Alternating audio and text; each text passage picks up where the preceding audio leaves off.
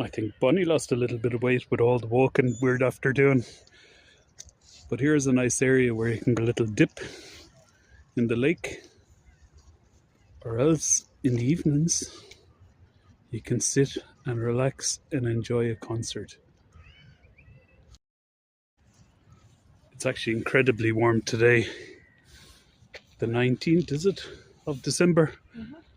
And there's a man throwing bread into the water there, feeding the ducks. But what a smash day.